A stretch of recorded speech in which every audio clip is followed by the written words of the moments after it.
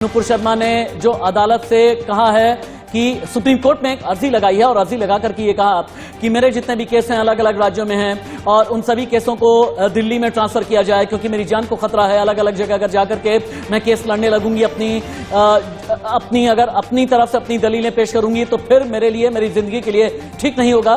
जितने भी केस मेरे अगेंस्ट लगाए गए हैं हर कोई दिल्ली सुप्रीम कोर्ट में ट्रांसफर किया जाए।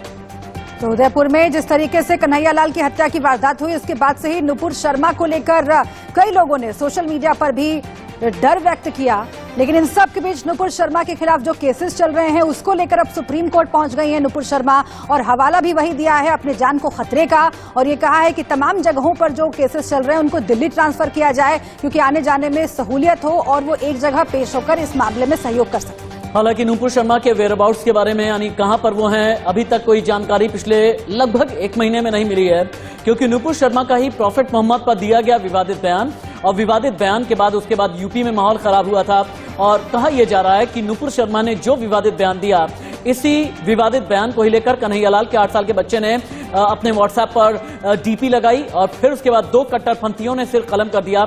अब नुपुर शर्मा ने सुप्रीम कोर्ट में अर्जी दाखिल की है और ये कहा है कि जितने भी केस हैं उन्हें दिल्ली ट्रांसफर कर दिया जाए। यानी इस वक्त की बिग ब्रेकिंग है।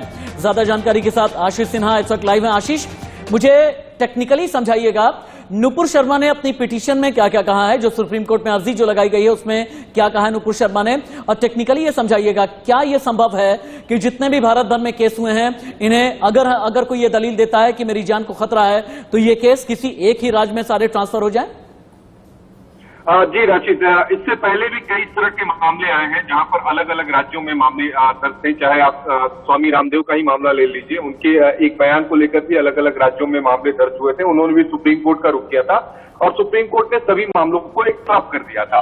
तो नुपुर शर्मा ने ये कहा है कि अगर मैं दूसरे राज्यों में जाती हूँ, अलग अलग राज्यों में जाती हूँ तो उनकी जान को खतरा है। ऐसे में सभी जो अलग अलग राज्यों में मामला दर्ज है, चाहे महाराष्ट्र में दर्ज है चाहे दूसरे राज्यों में दर्ज है, सभी मामलों को एक साथ जब्त किया जाए और उनकी सुनवाई दिल्ली की निचली अदालत में की जाए। पर अब तो उन्होंने याचिका दाखिल की है राशि थी। अब देखना ये होगा कि सुप्रीम कोर्ट जब इस मामले में सुनवाई करेगा।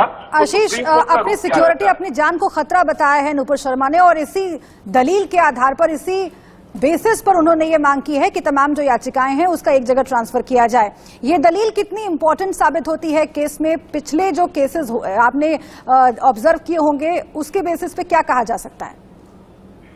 देखिए, नुपुर शर्मा का केस तो मजबूत है क्योंकि कानपुर हिंसा हुई, इसके अलावा अगर हम बात करें उदयपुर की घटना हुई, तो लिहाजा जान की खतरा को है। कई सारे थ्रेट मैसेज उनके पास आ चुके हैं, कई सारे फोन आ चुके हैं जिसका जिक्र उन्होंने अपनी याचिका में कहा है।